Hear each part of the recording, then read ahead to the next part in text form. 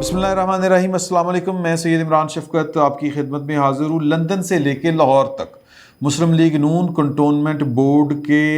انتخابات جو ہیں ان کے نتائج کو سیلیبریٹ کر رہی ہے۔ نواز شریف صاحب نے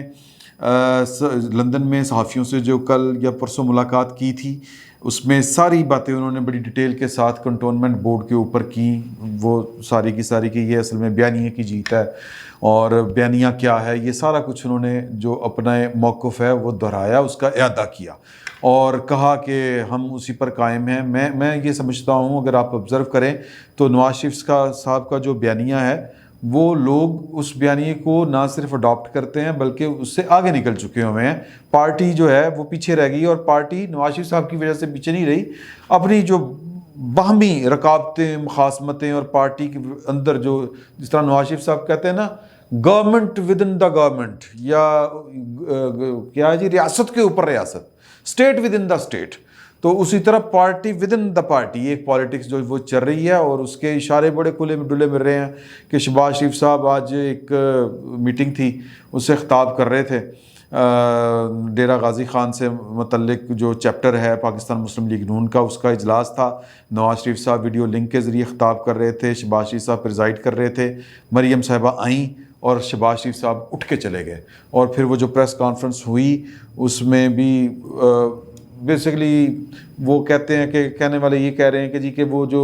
پچھلے دنوں شہباز شریف صاحب کا جو گروپ تھا، رانا مشہور صاحب اور ایک دو چار اور لوگ، انہوں نے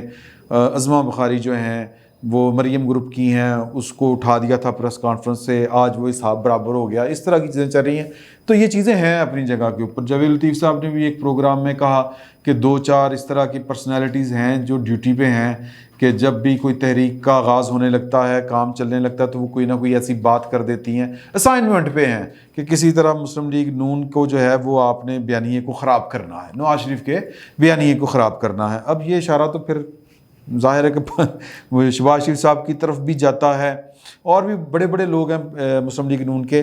وقت کے ساتھ ساتھ دو چیزیں بڑی کلیئر ہوتی جا رہی ہیں جو میں نے آپ سے یہی گزارش کی ہے۔ ایک یہ کہ پارٹی کے اندر جو ہے وہ ٹوٹ پھوٹ ہے، سیاست ہے، دھڑے بندی ہے جس کا نقصان ہو رہا ہے، اور دوسری کہ جو لوگ ہیں وہ نواز شریف کے بیانیے کے اوپر سٹینڈ بھی کر رہے ہیں اور اس کو ووٹ بھی دے رہے ہیں۔ لیکن معاملہ یہ ہے کہ اس سے آگے مسلم لیگ نون کے پاس کرنے کو کچھ ہے نہیں، مجھے یہ لگتا ہے۔ اور ویسے بھی مطلب یہ کہ کوئی اور پلان بظاہر نظر نہیں آ رہا۔ اس کی وجہ یہ ہے کہ شاید توقع یا تکیہ وہ یہ کیے بیٹھے ہیں پارٹی کے لوگ یا جو لیڈرشپ ہے مسلم لیگ نون کی کہ جی کہ وہ جو ووٹ کے اوپر پہرا دیں خود ہی لوگ، تو ہو سکتا ہے کہ 10-20 سیٹوں پہ لوگ پیرا نہ دے سکیں، ہو سکتا ہے 20-30 کے اوپر پیرا نہ دے سکیں۔ تو پاکستان کی یا جہاں بھی پارلیمانی سیاست ہوتی ہے، یا سیاست میں کسی نے کہا تھا کہ فرسٹ رنر اپ کوئی نہیں ہوتا، اس میں یا ہار ہوتی ہے یا جیت ہوتی ہے۔ تو اگر غلطی سے کچھ حلقے کو کچھ لوگ میری طرح کے بھی کمزور ہوتے ہیں نا، کہ جن کا اتنا نہیں بلیو ہوتا کہ آپ ووٹ کی تقویم، ووٹ کی جو تقدیس اور اس کی حرمت کے لیے آپ کھڑے ہو جائیں، اس کی ناموس کے لیے بکسا چوری نہ کرنے دیں، پولیس کے ساتھ پنگا نہ لیں، پاکستان کی ریاستی جو ایک طاقت ہے اس کے سامنے نہ کھڑے ہوں، تو یہ ہر بندے کے بس کی بات تو نہیں ہوتی۔ تو اس کے لیے تو پھر کوئی اور حل نکالنا پڑے گا، اس کے لیے کوئی قانون سازی کرنی پڑے گی، اس کے لیے بیٹھ کے ڈائلاگ کرنا پڑے گا، اس کے لیے کوئی راستہ نکالنا پڑے گا جس کو سیاسی عمل کہتے ہیں۔ اس طرف مسلم لیگ نون آ نہیں رہی، اور ایک دوسرے کو میں تو یہ سمجھتا ہوں کہ مسلم لیگ نون کی ہی ایک بڑے فیلئرز میں سے ایک فیلئر ہے پی ڈی ایم کا غیر مؤثر ہونا۔ اور اب پی ڈی ایم کی یہ حالت ہے کہ مولانا فضل الرحمان ان کو تانے دے رہے ہیں، جناب بلاول بھٹو زرداری صاحب کو، بلاول بھٹو زرداری صاحب ان کو تانے دے رہے ہیں۔ ایک کہہ رہا ہے کہ جی کہ استعفے دیں نا، پھر ہم سے تو استعفے کہہ رہے تھے کہ دیں، اب اس کا جواب ہوتا ہے کہ جی کلے کلے استعفے دو تو پھر وہ کوئی فائدہ نہیں ہوتا۔ اب وہ اس کا جواب دوسرا یہ دیتے ہیں کہ آپ کو بڑا شوق تھا تحریک عدم اعتماد لانے کا تو لیں۔ اچھا، انہوں نے تحریک عدم اعتماد وفاق میں یا پنجاب میں لانے کی بجائے وہ لے آئے ہیں، مولانا خود لے آئے ہیں بلوچستان میں۔ تو خیر صورتحال یہ ہے کہ جو واضح تقسیم ہے ایک، اور دوسری بات یہ کہ پارٹی نقصان اٹھا رہی ہے. دوسری بات تیسری بات کہ مجموعی طور پر پاکستان کی اپوزیشن ناکام ہوئی ہے، اور پاکستان کی جو ریاست نے بندوبست کیا تھا، یا یہ جو اس وقت ایک سیاسی بندوبست ہے، دستوری بندوبست نہیں، سیاسی بندوبست جو دستور کی آڑ میں کیا گیا ہے، وہ چل رہا ہے. اب پوزیشن یہ بنتی ہے، اب سوال یہ اٹھتا ہے، وہ جو مریم صاحبہ کہہ رہی ہیں وہی بات کہ جی کہ وہ اپنے والد کی وہ تعریف و توصیف کر رہی تھی پریس کانفرنس میں،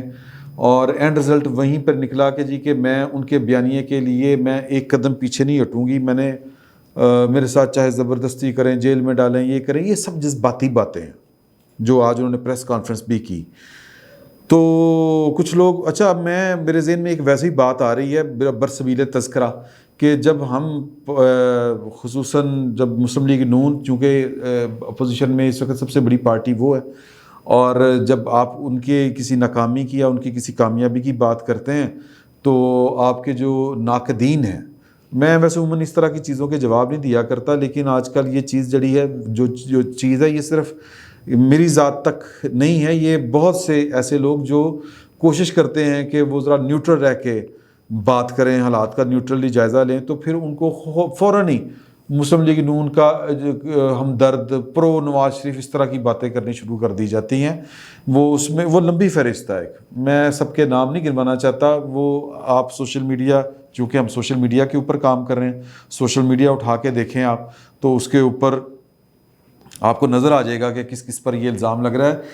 جن پر یہ الزام لگ رہا ہے ان کا ذرا ماضی نکال کے دیکھ لیں. میں تو یہ فقیر جو ہے، یہ تو اس کو جمعہ 8 دنوں میں ہے یہ کیمرے کے سامنے آئے ہوئے. میرا تو جو جرنلسٹک ریکارڈ ہے یا جو کیریئر ہے، وہ سارے کا سارا کیمرے کے پیچھے کا ہے. میں نے یا تو کوٹ رپورٹنگ کی ہے یا پھر پروگرامنگ کیا ہے ایز اے ایگزیکٹو پروڈیوسر کیمرے کے پیچھے، یعنی پروگرام تیار کر لیں. میں نے جو پروگرام کیے ہیں اور جن چینلز میں بیٹھ کے کیے ہیں، ان چینلز میں ہم نے کوشش یہی کی ہے کہ پاکستان کے دستور کی بات ہو، کہ پاکستان کا دستور سپریم لا ہے پاکستان کے اندر، اور اس کو ماننا چاہیے سب کو، تھرو بک چلنا چاہیے سب کو. جس کی جو ذمہ داری ہے وہ اس ذمہ داری کو پورا کرے. جو دائرہ مختص ہے، اختیارات جہاں تک محدود ہیں، ان اختیارات تک وہ محدود رہے. تو اتنا سا کیس ہے. اب معاملہ یہ ہے کہ اس کیس کے ساتھ کل تک جو ہیں عمران خان صاحب، یعنی کہ وہ یہی جمہوریت کی بات، دستور کی بات وہ کیا کرتے تھے. تو کیا ہم سب لوگ عمران خان کے حمایتی تھے؟ آپ کو یاد ہوگا نا ان کی وہ تقریریں آپ نکال کے دیکھیں جو انہوں نے انڈیا میں کی، جو انہوں نے پاکستان میں کی، اور پھر وہ بڑی کھلی بات کیا کرتے تھے کہ پاکستان میں حکومت کس کو دی جاتی ہے، کس کو لی جاتی ہے، کیا ہوتا ہے، کیا نہیں ہوتا، سیاست میں کن لوگوں کا کام. وہی باتیں جو نواز شریف تو ذرا کم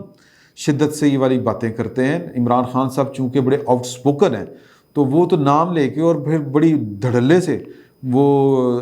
اداروں تک چلے جایا کرتے تھے. یوٹیوب پہ ان کے ماضی کے اگر آپ کلپس نکال کے دیکھیں تو آپ کو اندازہ ہو جائے گا.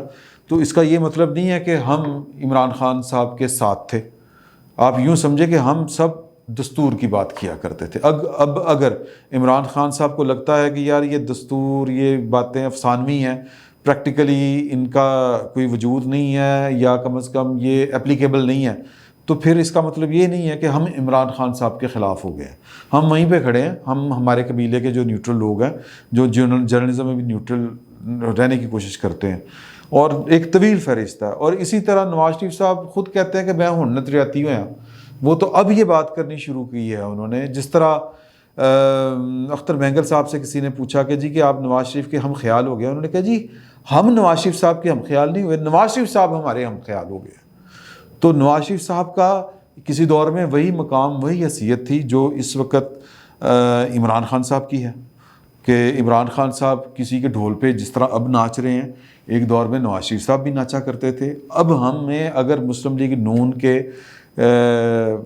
کی کمزوریوں کو ہم نشاندہی کرتے ہیں اور اس پر اگر ہمیں افسوس ہوتا ہے، تو وہ اس لیے ہوتا ہے کہ ایک ایسی پارٹی جو پاکستان میں دستور اور قانون کی بالادستی کے لیے بات کرتی ہے، اور جب تک کر رہی ہے، ہمیں اس کو سپورٹ کرنا چاہیے کہ ہاں یار یہ بات ٹھیک ہے. کیونکہ ہمارا تو اصولی موقف ہے کہ ہم دستور اور جمہوریت کی بات کرتے ہیں، قانون کی بالادستی کی بات کرتے ہیں، اور یہ کر رہے ہیں، اور انشاءاللہ اللہ تعالیٰ نے توفیق دی تو کرتے رہیں گے۔ تو اسی لیے اچھا، جب ہم تھوڑا سا دکھ سے بات کرتے ہیں کہ یار یہ پی ڈی ایم کیوں فیل ہوگی، یا یہ کہ یہ آپس میں کیوں لڑ پڑے، یہ اقتدار کی خاطر ہی ایک دوسرے کے ساتھ، مطلب پھر وہی پرانی گیمیں ہیں،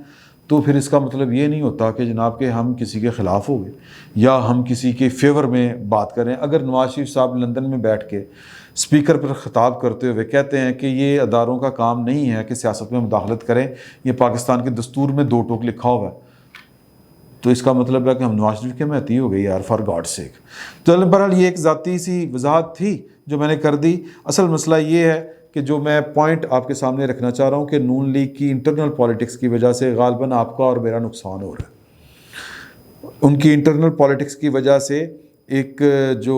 کہہ لیں کہ ہائی رجیم جس کو کہتے ہیں، ہائیبرڈ سیٹ اپ جو اس وقت ملک میں چل رہا ہے، وہ ان کی باہمی رنجشوں اور چپکلوشوں کی وجہ سے اس کو طوالت مل رہی ہے۔ بس اتنا سا کیس ہے کہ آپ بیٹھ کے سیلیبریٹ تو کر رہے ہیں کنٹونمنٹ بورڈ کے انتخابات کو، لیکن اس سے اگلا حل آپ کے پاس کیا ہے کہ اگر آپ کہتے ہیں کہ جی ووٹ کو عزت دو، تو محض یہ مطالبے کے اوپر یا ایک درخواست لکھ کے دینے سے یا ایک درخواستی لب و لہجہ اختیار کرنے سے تو یہ حاصل نہیں ہوگا۔ آپ کو بیٹھ کے ڈیل کرنا پڑے گا، کسی کے ساتھ بیٹھ کے معاملہ طے کرنا پڑیں گے۔ وہ پارلیمنٹ سب سے بہتر فورم ہے، پارلیمانی کمیٹیاں اسی کا حصہ ہیں، وہاں پر بیٹھ کے بات کر لیں۔ ای وی ایم نہیں صحیح تو کچھ اور صحیح، جس طرح جنرل باجوہ صاحب نے وہی بات کہی تھی جو اس وقت میں کہہ رہا ہوں، اتفاق کی بات ہے۔ اب آپ یہ کہیں گے کہ جی کہ سافٹ ویئر اپڈیٹ ہو گیا، میں جنرل باجوہ صاحب کی حمایت کرنی شروع کرتی، تو خیر یہ